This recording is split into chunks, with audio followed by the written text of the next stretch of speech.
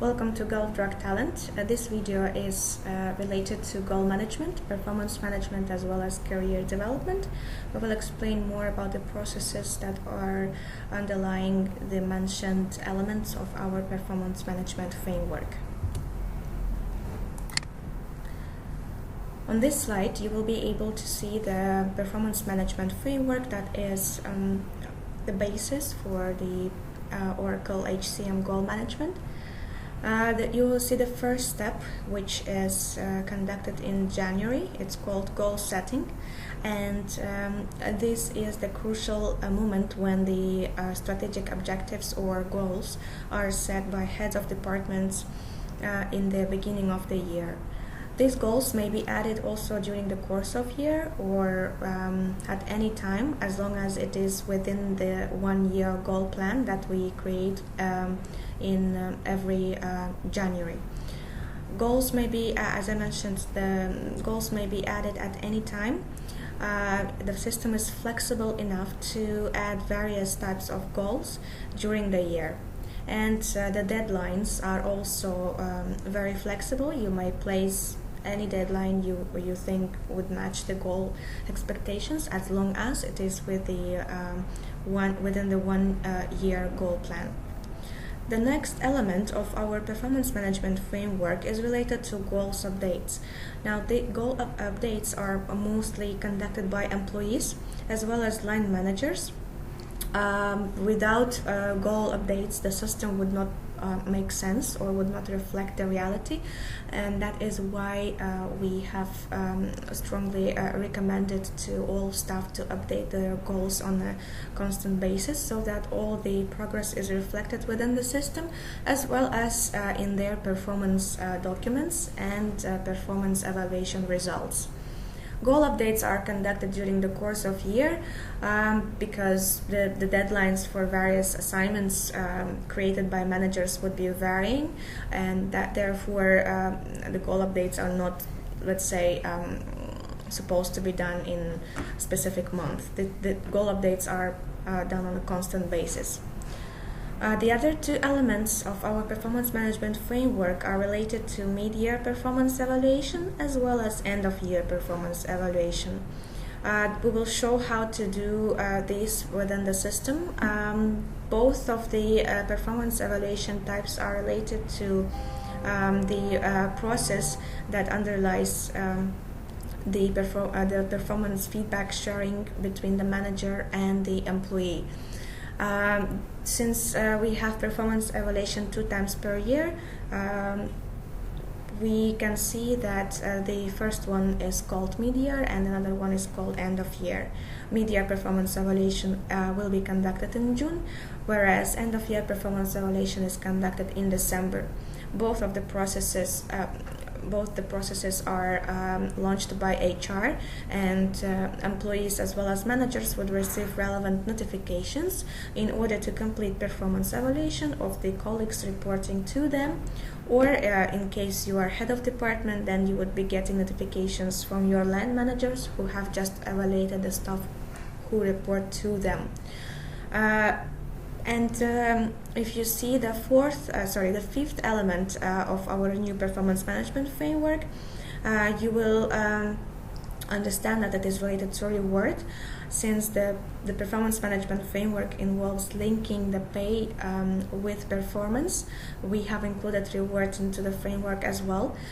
This element implies the performance rating that employees receive, and the reward that they get based on this performance rating. We will discuss this information in our later slides.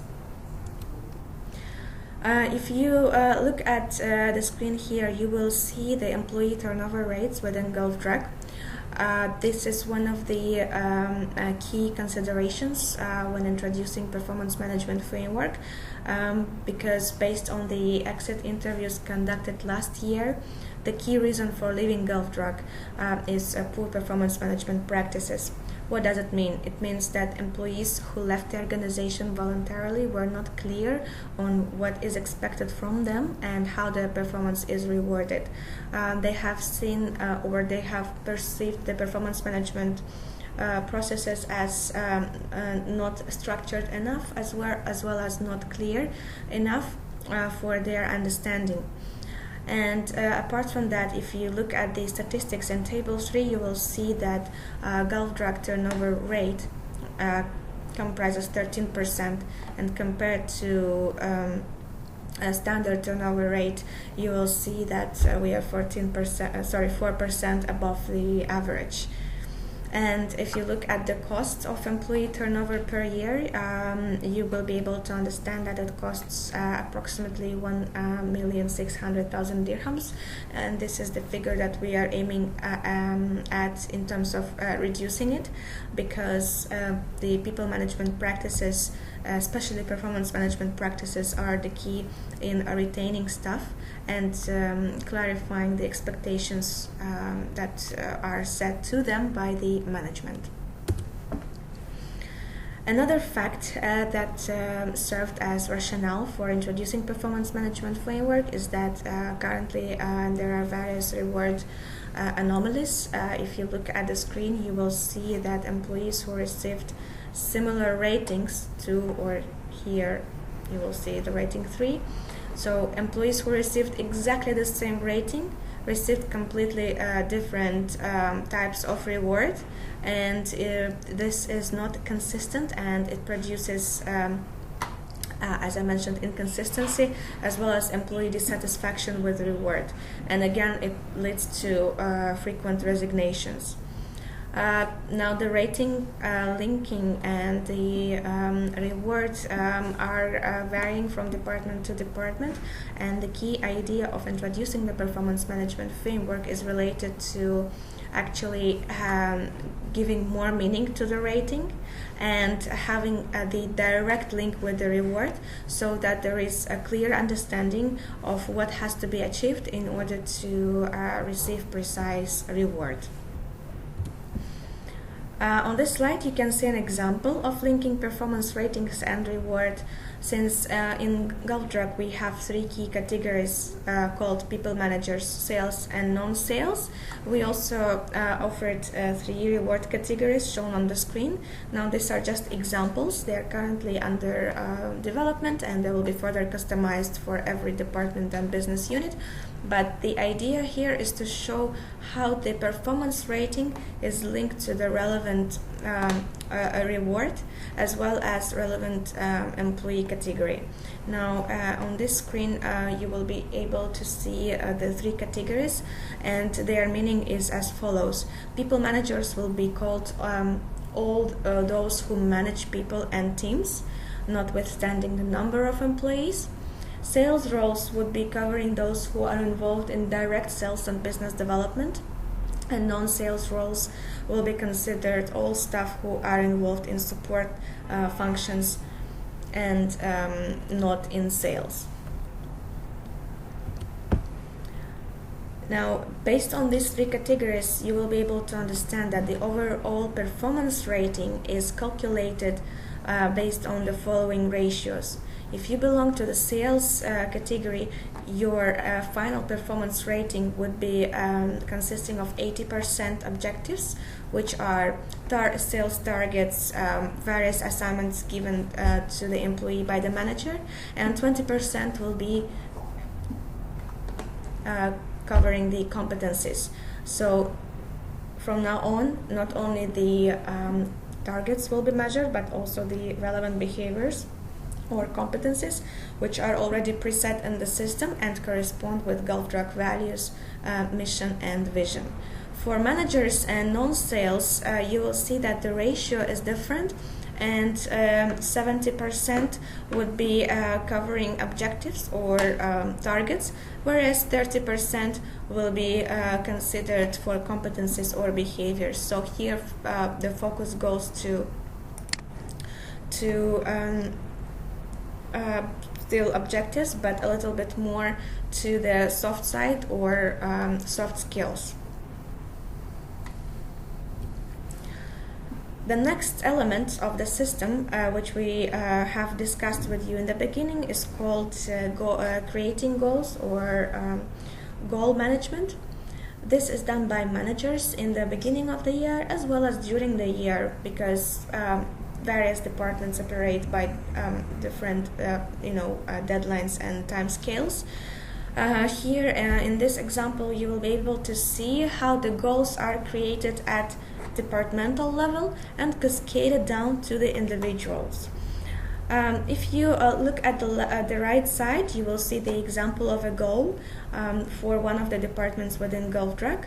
And if you look at how it is formulated, it will be related to the sales increase in a particular department with a percentage and year. It can be quarter, it can be month, it can be half a year, etc., depending on your business need.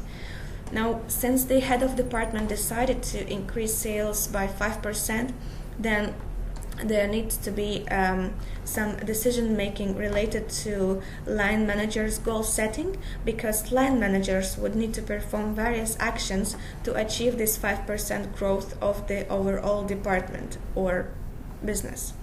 In this case, the head of department would decide how much each line manager would need to contribute with in order to achieve 5% increase in sales in the relevant department. And therefore, you can see here one of the examples of the goals for one of the line managers, where we can specify the products that that particular line manager is taking care of, and by increasing sales of that product, this line manager would contribute to the overall department goal. Once line manager receives a goal from head of department, he or she will be able to understand what individuals are supposed to do in order to complete the goal of the unit. And therefore, the next step will be related to the line manager, where the line manager would create the goals for the individual staff reporting to him or her. And again, if that particular individual is taking care of the product line that belongs only to him or her, or it can be a location, depending again on what kind of business requirements you've got. So the line manager will be able to decide how the goal for the individual would look like, so that this goal contributes to the unit goal of the line manager. Once this step is completed, you will be able to see how each individual within the organization contributes to unit goals as well as to the departmental goal. This creates goal alignment within the organization, as well as clear path to achieving the key goal of the department, and better allocation of human resources to achieve various goals, or completion of various goals, or completion of various assignments that managers have for their staff. We would like to remind you that when you do the goal setting, you will need to make sure that the goals are SMART. What does it mean? We need to make sure that the goal is specific. If you look at this example, you will see that we will always have a verb in the beginning. This would be related to increasing sales, improving customer service, decreasing number of complaints, and so on. This would be always specific verb related to the action that the employee needs to undertake in order to achieve the relevant objectives of your department or unit. Then you need to make sure that the goal is measurable, and you will need to be providing a figure here that would specify the amount of work to be done in order to achieve the particular goal. Apart from that, it must be achievable. So if this figure is too high or absolutely not relevant to employees' capabilities, then again you will need to rethink and change the figure. And if you look at the last element, you will see that the goal must be time bound. So here it gives you an example of quarter and a year. It can be, as I mentioned, a week, a day, a month, depending on the assignment that you are providing an employee with. Every single goal entered by you in the system for the employee will be reflected in the final performance document, and this goal is something that you will be measuring the employee for in the middle as well as in the end of the year. So this is kind of evidence that is given to you and the employee during the performance evaluation process. This slide will give you a better understanding of what managers can do within the system. First of all, they can set goals. We have just shown you how goals can be set within the system and how the goal cascading works. Apart from that, managers and heads of departments are allowed to publish goals, so all employees within the department will understand what department is aiming at and what kind of goals the department has for the coming year. Cascading goals are also allowed within the system, and by cascading we mean the allocation of various tasks to unit managers as well as individuals, which we have shown on this screen. So here you can clearly see how departmental goal was cascaded to line manager or unit goal, and how unit goal was cascaded to the individual. Aligning goals is another important function that actually shows how each of the goal is aligned to the overall departmental goal. It's a very useful tool for the managers to track how the line management is allocating the assignments to their own staff, and it also allows top management to see what the individual employees are doing and what they are currently busy with. Updating goals is another function available for managers as well as employees. You may update the goals of your unit or the department looking at the status of achievement of your direct line as well as their reporting lines. In this slide you can see what employees can do within the system. They can do many, let's say, much more limited stuff than managers, and this would involve only viewing their goals that are created for them by their managers, and they can also update the goals on a continuous basis during the whole year, because goals updating would inform the manager about the progress of the assignment, as well as it will contribute to the performance document, and all the goals statuses will be reflected in that performance document. In this slide, you will be able to see how mid-year performance evaluation is done. First of all, it is done in June, and it is started by HR. You will get relevant notifications to perform an action. The ratings for mid-year performance evaluation are shown on the screen. They are divided into the targets as well as into competencies, and they have exactly the same raters 1, 2, and 3. The descriptors are on the right, and they will be input and shown in the system, so you do not have to memorize these. In this slide, you will be able to see the steps involved in mid-year performance evaluation. As we mentioned before, all the processes are launched by HR, and relevant notifications will reach the employees and managers.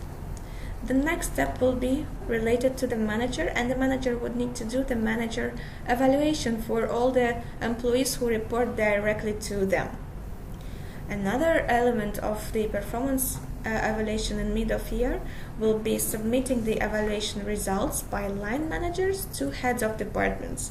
So heads of departments then would need to approve the performance evaluations of their direct reports that are provided by them as a result of employee performance evaluation.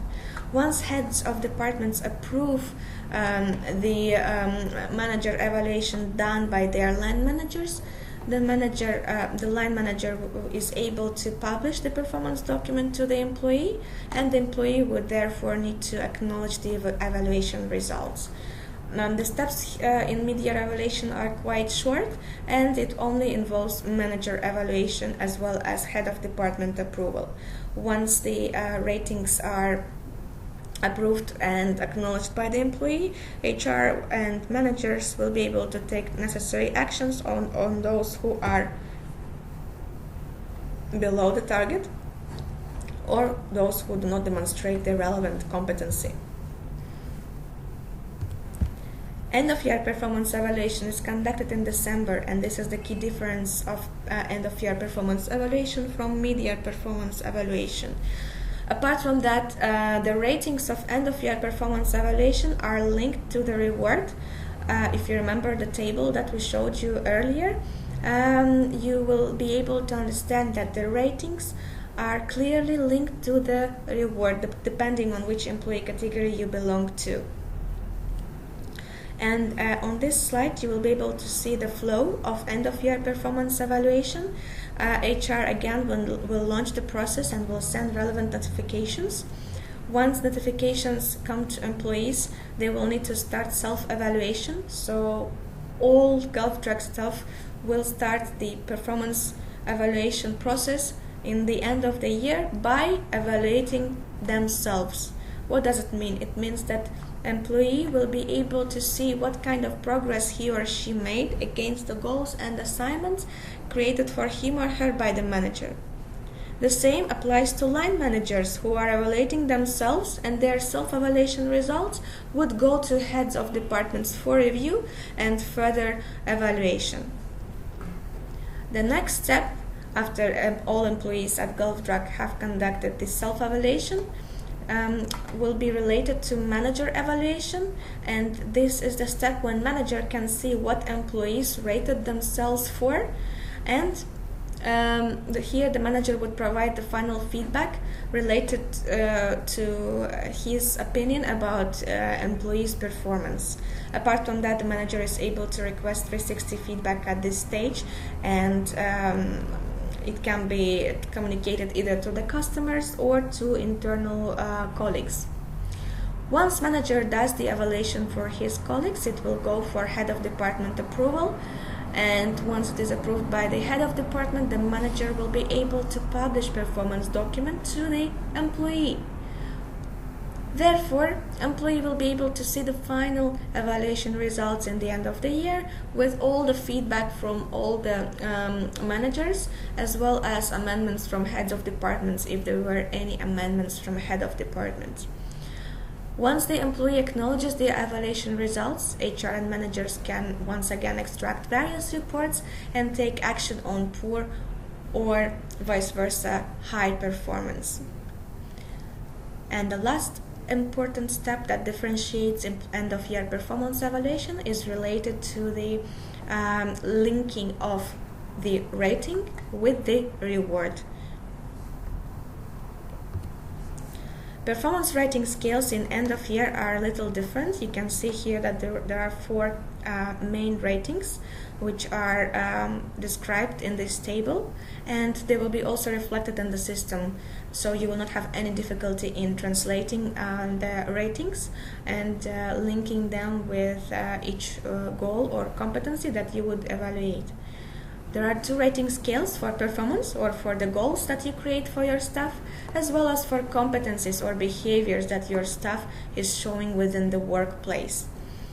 All of the ratings once again will be shown in the system, and you will not have any difficulty in understanding their meaning, as well as allocating the relevant rating to every goal and every competency that will be displayed within the system for that particular employee. Another element available in our module called GovTrack Talent is called career development. Once we receive the ratings in the end of the year, the managers can nominate high performers, those who received high performance ratings, or low performers, those who received low performance ratings, which is 1. So here the managers will be able to nominate both for career development plans. What does it mean? It means that you would either nominate them for promotion or for further termination if their performance is not improved. Such element as career development plan allows to set developmental goals or skills improvement goals within the system, and you may use them at any time. In consultation with HR, we can recommend you relevant goals that you can place in career development bit, and this will allow you to quickly identify if you would need to remove poor performers, or you would need to promote and give more opportunities to high performers. Another tool available in the system to the managers is called 9-box grid. If you see the screen here, you will see the ratings on the left. These ratings are extracted from performance evaluations that we have just discussed, and here there will be a line related to potential. So when the system has information about the ratings and the potential, it can generate for you the 9-box grid, and every single employee in your unit or department, whoever reports to you, will be distributed into every box here, and you will be able to understand who is your key talent, who you would need to retain and develop further to keep within the organization. And here you will be able to see the mismatched talent, or the employees who are required to improve their performance or to be nominated for further termination. If you would like to get more information about this tool, or use it more frequently, please contact us within the HR department. We will be able to help you with the description as well as with relevant tasks that we can assign to every employee within every box of the 9-box talent grid. This is it for Golf Track Talent Performance Management Framework.